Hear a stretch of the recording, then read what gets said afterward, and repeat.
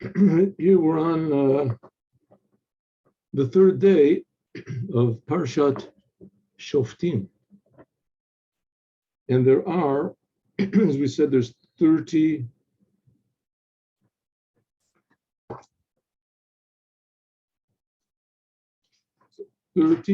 commandments, is that right? In this week's Torah portion. 34. No, I'm sorry, 38. 38 commandments in this week's Torah portion, 38. And we've done a little bit more than half of them. We've finished about half.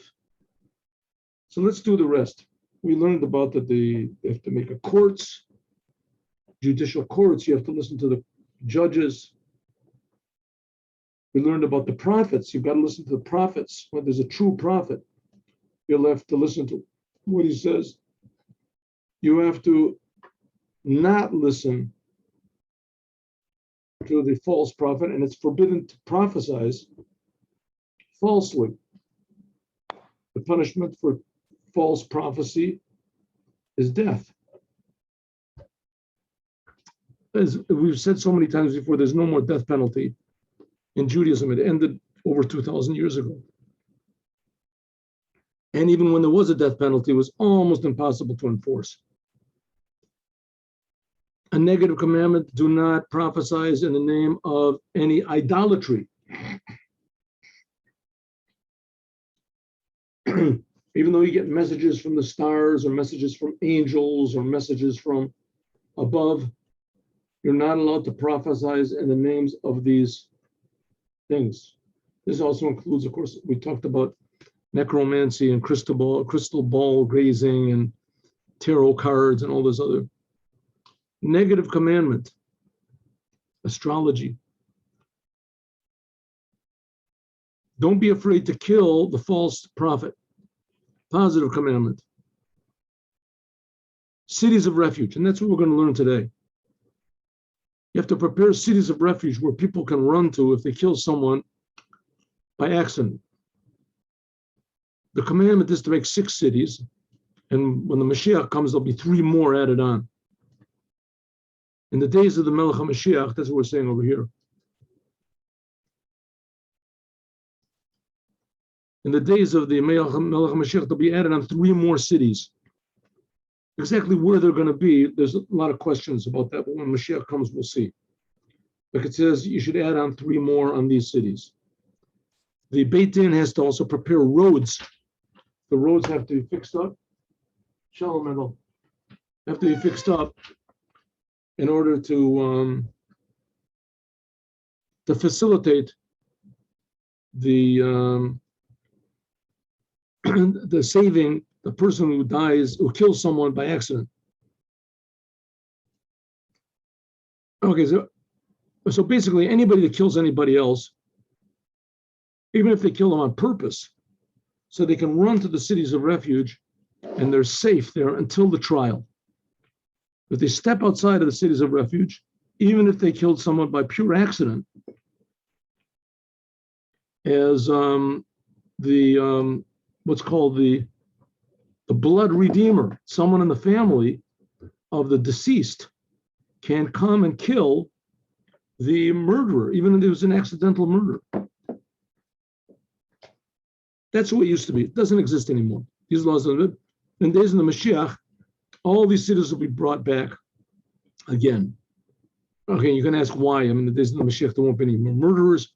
There's a lot of answers that will be for the people who murdered by accident. Before Mashiach came, some people say that the definition of murder will be much more spiritual and high than it is now. You run there, if you just murders your own sensitivity to God or whatever, you'll have to go there in order to, you'll be safe from your own self. That's in the future. Whatever it's going to be, we'll find out. Mashiach will come. Nevertheless, and the Rebbe even brings this, the Rambam, actually, the Maimonides brings this as one of the proofs from the Torah that Mashiach is going to come. Because it says that now there's 3 cities. There's 3 cities in Israel and 3 cities on the other side of the Jordan River. And Mashiach comes, there's going to be even 3 more. There'll be 9 altogether. You have to prepare wide roads and to go. And in addition to these cities, there's also the 48 cities where the Levites lived. The Levites also have cities.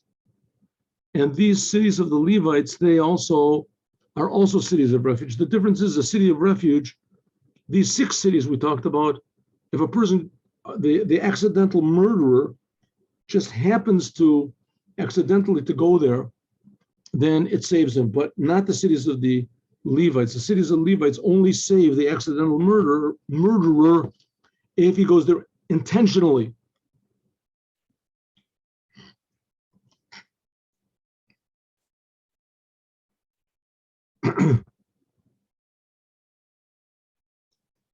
Okay, negative commandment. Do not have any mercy on person who is a murderer or a person who takes off a limb from a fellow Jew. No mercy. Now again, if he murders a non-Jew, also you're supposed to judge him, etc. But these commandments, a lot of the commandments don't make sense. And if you look at it closely, really basically none of the commandments make sense.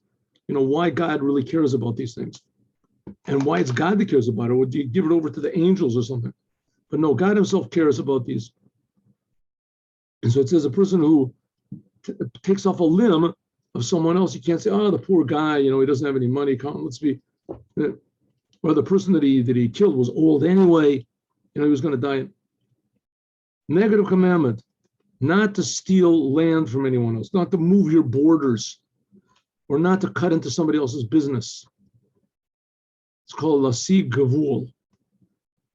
We'll learn about this in the Torah in just a couple minutes. Negative commandment,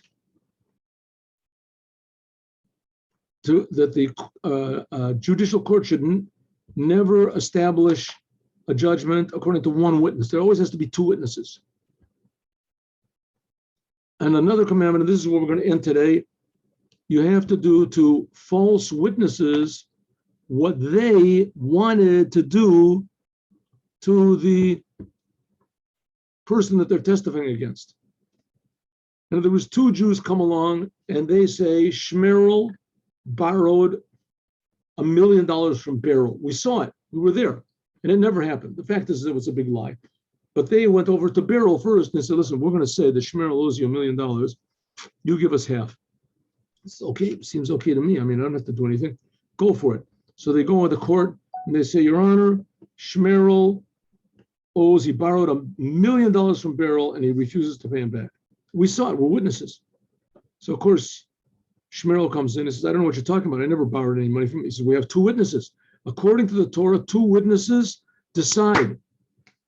So Shmerel says, okay, just 1 second. I want to take this thing to court. Shmerel gets some detectives and they bring back pictures that at the exact same time that they're testifying that they saw Shmerel borrow $1 million from Beryl. The fact of the matter is they were at that time in a totally different city. They couldn't have possibly seen it. This is like you guys were lying. Okay, so we're lying. We'll try again. It's 1 minute. You are called Edim Zomamim. What's Edim Zomamim means? That we do to you what you wanted to do to Shmerel. You wanted to take $1 million from him. And so now you have to pay $1 million. You have to pay $1 million to him. That's called the Edim Zomamim. Strange law. Another law, and this is the last one we're going to do today. Don't be afraid of your enemies. When in war, when the Gentiles make war against the Jews, which that was the whole history of Israel was like that. Do not be afraid of them. Don't run away. If you're in the army, it is a negative, it's a prohibition. You're not allowed to be afraid. How can you not allowed to be afraid? Afraid it's an emotion. It says, take your mind off of it. Why are you afraid? Because you're thinking. You're thinking, what's going to be? Oy voy. They're going to cut off my arm. They're going to cut off my leg. I'm not going to go home. Oh, my wife, my children. Look at those swords. Wow, look at those spears. Look how big these guys are. Look their face. They're all tattooed and this. Well, it says all those thoughts that you're thinking, you go into war, don't think any of those thoughts. As soon as a thought like that pops in your mind, say somebody else's thought. It's got nothing to do with me. I'm going into war. It's a mitzvah commandment to go into war. God is with me. I'm going to defeat all of them. The bigger they are, the harder they fall. Remove your mind from these thoughts. And it says that anyone who does fight with all of his heart, without any fear, and his only intention is just to sanctify God's name, as he will have children, and etc. and etc. All right, let's look at a little bit of the Chumash. I'm in a bit of a hurry today, so let's look at the Chumash. 1 minute.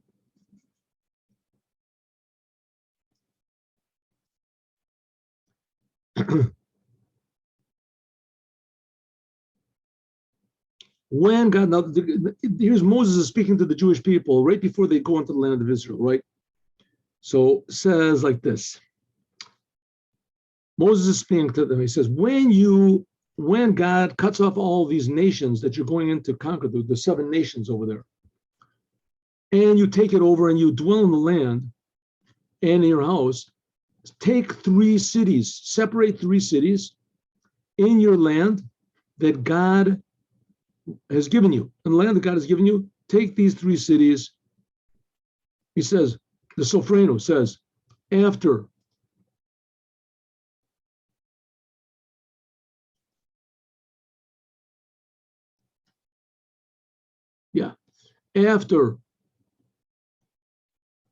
after the Torah explained to you the laws of the judges and of the king, do we do that? The king shouldn't have too many wives, he shouldn't have too much money, he shouldn't have too many horses, and the law of making a king, sum tasim alecha melech, and the Kohanim and the prophets. Remember, see if they have to listen to the prophet. So now talks about the stories, now talks about the commandments, what the judges have to do. And one of them is to separate 3 cities for accidental murderers. This is what also the king has to do. And these are, and we'll talk about also going out to war and etc. So now we're talking about the commandments, the actual Kohanim and the judges and the king in action. This is divide these 3 cities. Prepare the way. You have to make wide paved roads to these 3. And there's supposed to be big signs on the roads saying, Miklat, Miklat. What they call sanctuary, sanctuary. There'll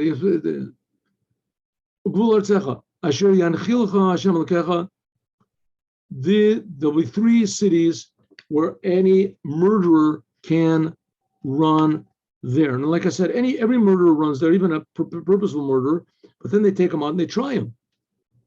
It says, what should you do? It says, Vishilash.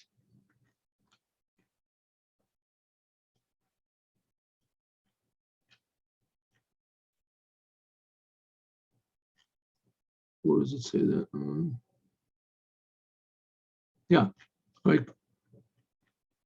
And it says, this is the thing of the murderer, that he should run there and then live. If someone hit his friend with unintentionally, and he didn't hate him, there's no testimony that he hated him, and he just came, his friend happened to just come into the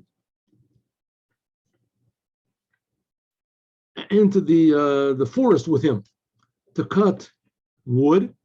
There's different opinions what happened there, and either the metal part of the axe fell off, or he chopped wood and hit a piece of wood, and the wood flew out. In any case, he went to catch the wood, Nishala Barzel Mina Eitz, and the iron, the top of the axe, it hit the wood, and the wood flew off, or the top of the thing flew off. And the poor fellow that came with you to watch you chop wood, it hit him and he died. What are you going to do now? First of all, see if he's really dead. Maybe you can say him, no, he's dead. Who killed him? What can you do? The wood chopper killed him. Run to one of the cities and he will be alive. Why? Why should you have to run? Go to one of the cities. I mean, there weren't policemen all over the place. It says, no, there's what's called the Goel Adam, the avenger. You're dofik because maybe we'll pursue you, the avenger. Who is this avenger? Somebody in the family. One of the immediate relatives of the deceased will decide, has the right, and some people say even the commandment, to take revenge. If he catches the murderer outside of the city, then he's got the right to kill him. Lokach, therefore I say, prepare a wide way. Ari Miklad Rabim, you should have a lot of cities of refuge. Like I said, there's 6. So far, we've only talked about 3. There's 6 cities of refuge, and all of the cities of the Levites are also, 48 cities are also cities of refuge. Therefore, I'm commanding you to make these 3 cities. Ve'im yarchiv Hashem, and if God widens your boundaries, kasher nishbala b'tach, like He promised your forefathers, and He gives you the whole entire land that He spoke to give to you. He gives you the whole land that He spoke. What do you mean? He didn't give us the whole land? So it says, no. God promised to Abraham to give him 10 lands. Nishba, He promised to give him the Keni and the Kenizi and the Kadmoni. These 3 lands, which there's different opinions where these 3 lands are. But in any case, it's supposed to be Moab, Ammon and Moab, and Edom. These 3 lands of Edom. Some people say it's really far away. Eretz Yisrael will be huge. But in any case, we don't have them now. Only Melech HaMashiach is going to bring. Let's look at the Ramban, the Orach Chaim. It says, now you have 3 cities, basically 6 cities. Perush, Kihem Yinchalu, it means that they themselves will eventually, Jewish people, they'll inherit all of the land. What does it mean, all the land? God promised Abraham 10 kings, the land of these 10 nations, and He only gave him 7. That's what we have now. There's we have a lot less because the 7 we're giving away. But Omer Zeh Yusag Lehem Im Yishmru et Kol HaTorah. How are you going to get this? All these lands? By being good warriors? By developing new weapons? No, by doing the Torah. You do the Torah, and that will protect you. And you do the Torah from love and not from fear. And it was not only from fear. The main thing is loving Hadoru, that generation that serves God totally from love. That's what we learned in the Sikh in the morning, right? That you won't have to have any policemen anymore. You just have to have judges and advisors to tell you how to do what's right. In those days will come something. Will be fulfilled the words of God. Then God's good word. To give you all of the 10 nations. Yamid Beyad Yisrael Kol Atov. Then God will give all of the good things that He promised Abraham, Isaac, and Jacob. This is already 4,000 years ago. That's what it says. The Geula Tira, this is the future redemption. It depends on serving God from love. That's what it means. That's what it says. If God gives you the land that He promised to your forefathers, because you're doing all the commandments that I commanded you today, to love God. That's what the Orach Chaim is saying, that it all depends on our loving, serving God from love. If we serve Hashem totally from love, then we're going to get these 3 other lands. One second. Why are you going to have cities for murderers? I thought that you're going to be serving God from love. So we talked about that just a few minutes ago. To love God, your God, and to go in His ways all the days, and God will give you 3 cities on these 3. It says, what is this?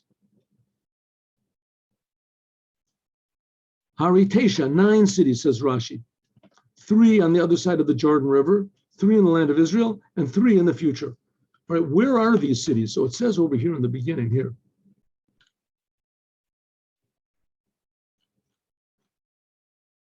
It says, "V'shilashta et gavul archatzecha." You should divide the land of Israel into 3.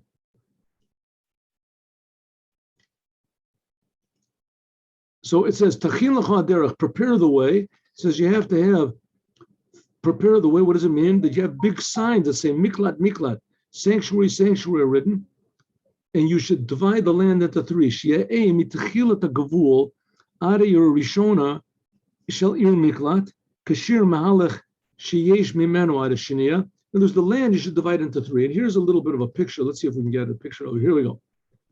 This is the land of Israel. Here, this is the Jordan River, right? There's the Kinneret, there's the Salt Sea, Jordan River, right? So now you're going to divide the land of Israel into three portions. Here's one, here's two, here's three. This is the third part. So that's where the cities of refuge are going to be. There's elsewhere it says what the names of them are, but it says Golan is sort of like opposite this place called Kodesh. Ramot, that's opposite Shechem. Betzar is opposite Hebron. Those are the six cities which Moses was commanding the Jews to make as soon as they conquered the land. After the 14 years that they conquered the land and they divided up, then they should make these cities for accidental murderers.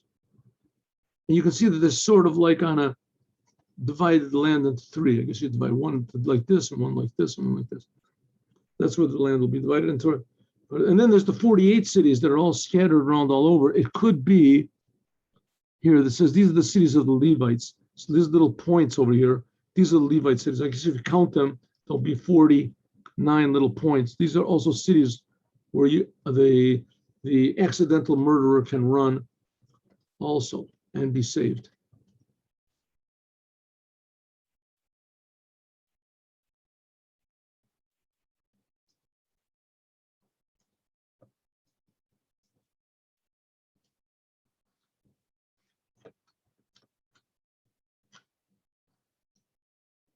So that there should not be spilled innocent blood in your land that God is giving you as an inheritance.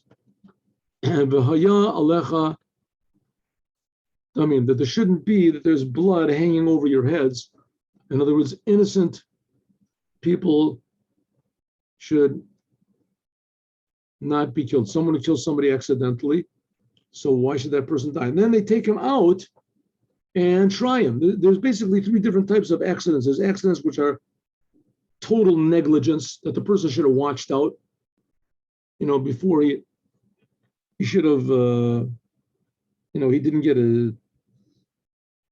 didn't check his gun to see if there was a bullet in it or something, but it did it in an accident, but it was an accident close to on purpose. And then there's what's called a pure accident. And then there is an accident that's close to, he threw a rock out the window, something that says somebody happened to pass by, he threw it into his garbage pile in his backyard, and someone decided to jump over his fence, make a shortcut at that time, and it hit the person and killed him.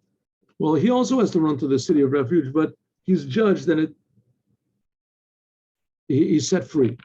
And the Redeemer, the Avenger can't take revenge. And it says there's elsewhere where it says this commandment is mentioned several times, that he has to stay there until the high priest dies. When the high priest passes away, the Kohen Gadol, then he goes free. Then there's all these midrashim and things, and sorry, not midrashim, different laws. It's in Mishnayos and Makot. But there's laws about what happens if the Kohen Gadol kills somebody. What happens if the Kohen Gadol dies just before he goes into the city? Different interesting things. Also, it shows the power of prayer.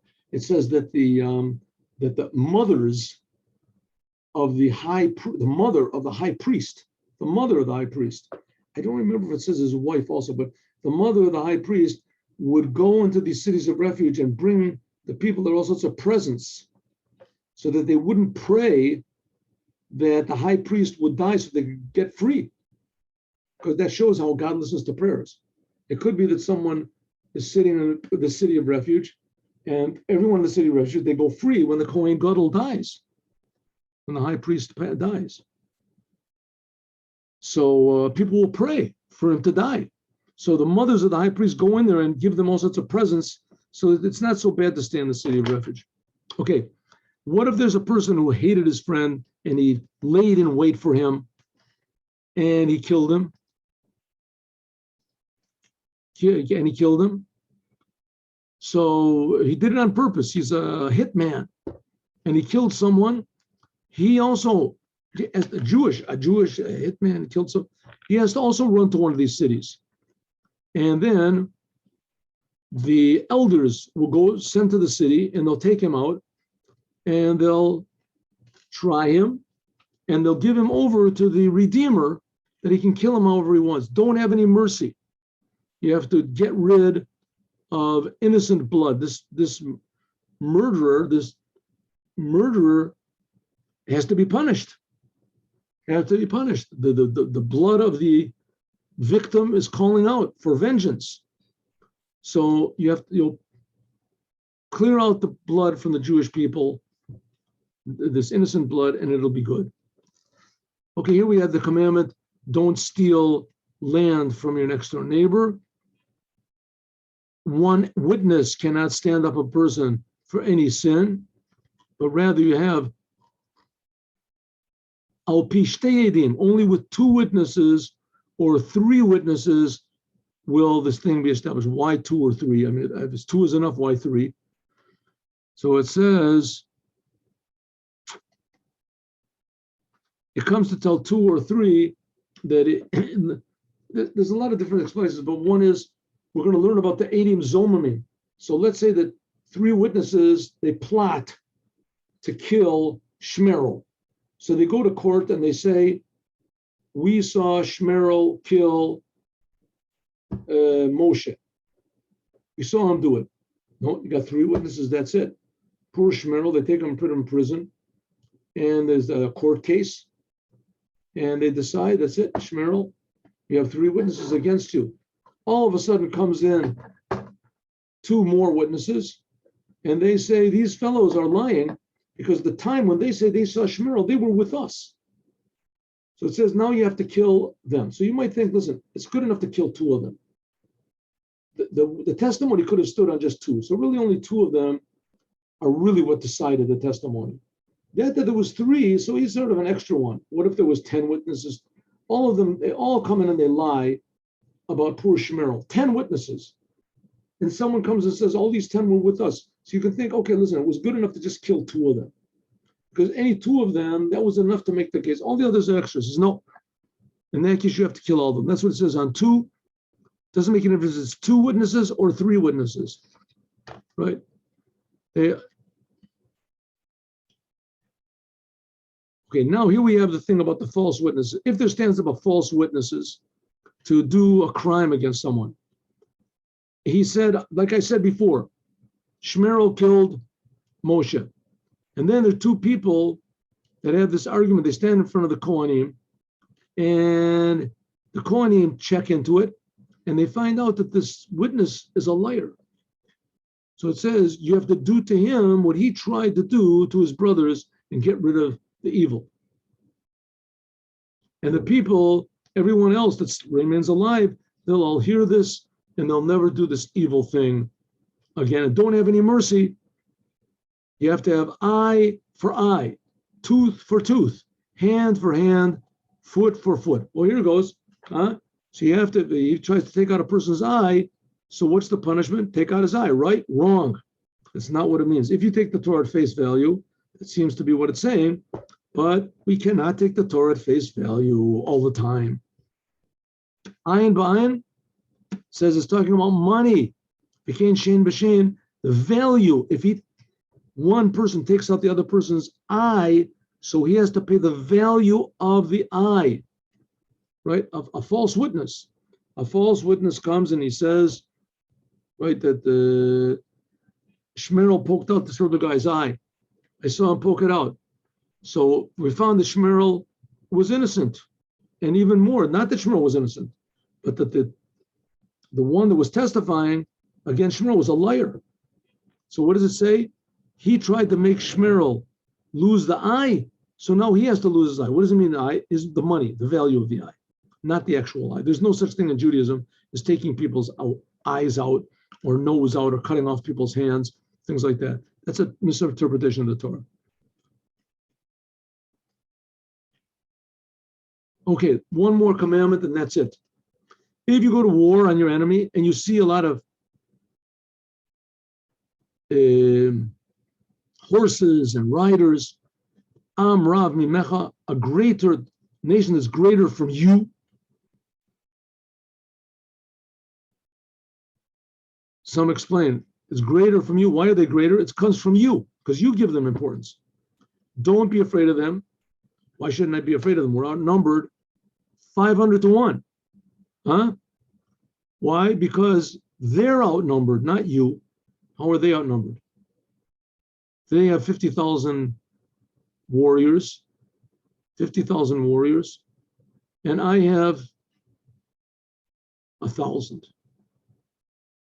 So I'm 50, what did I say, 500 to 1?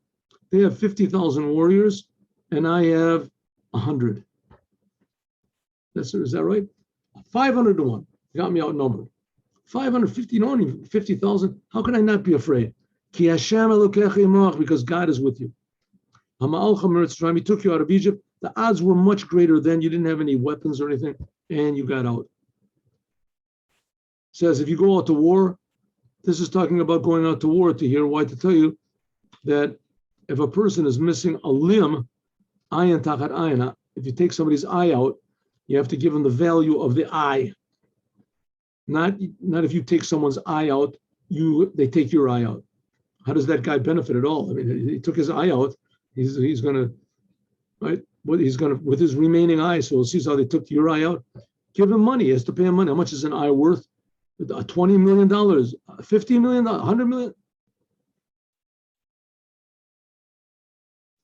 Okay, so it says you're going out on your enemy. Be'enecha, you should be. All these people that are against you, they should all be your enemies. Don't have any mercy on them because they won't have any mercy on you. It says if you see horses and riders, but it doesn't say that. It says a horse and a rider. You see 500,000 of the enemy, horse and rider. In your eyes, it should be like one horse and one rider. That's what it says. Like one man, like one person. Your enemy is just like one person. And so it says, so if they're there, they have 500 times more, you're one, and there's 500 against you, 500. Even in the biggest, whatever it is, kung fu movies, no, one person can't beat 500 people. Come on. It says, yes, but we can. How do we do that? Because God is with us. Does it make any sense? No, but here we see the Jews are still existing and all these armies of millions and whatever, they're all gone. A greater nation, that's what it means, a great nation, they're greater from you. It says the reason that they're greater because it's from you. But God says, but in my eyes, they're not so big. Not so big.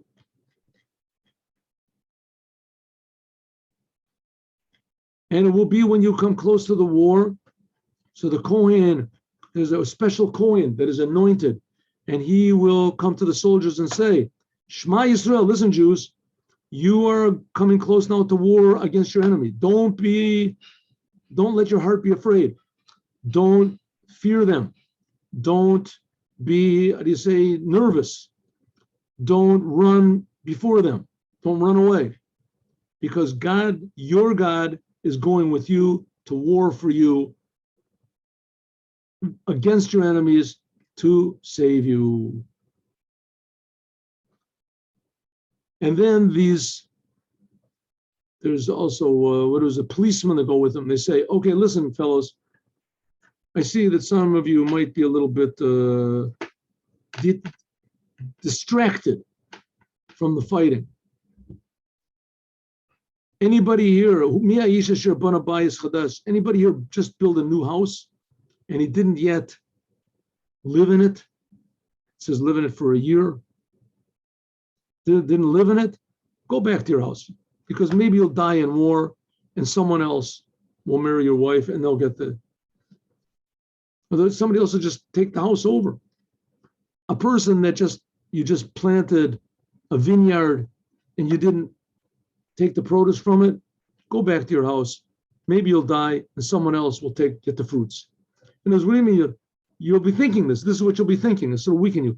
Who is a person that just got engaged to a woman and he did not yet consume the wedding? Go back home to your house. Maybe you'll die in the war. Actually, the person in the first year, he's exempt from war. And these, whatever his guards, they speak to the arm and they say, who is the person who is afraid and a person who is soft-hearted?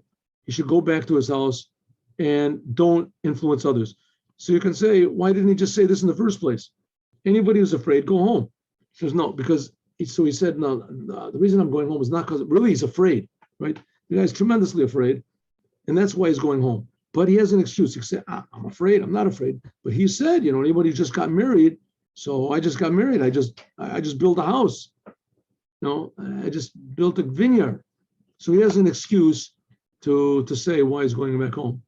When these officials stop speaking to the soldiers, then they appoint the officials on the people, on the officers on the army, and then they go out to fight. But they have to have the proper motivation to go out and fight battles, because that's the history of the Jewish people, and that's how it started off also, taking over the land of Israel by war. Have a good day with Mashiach. Now, hope to see you tomorrow at 8:15 in the morning.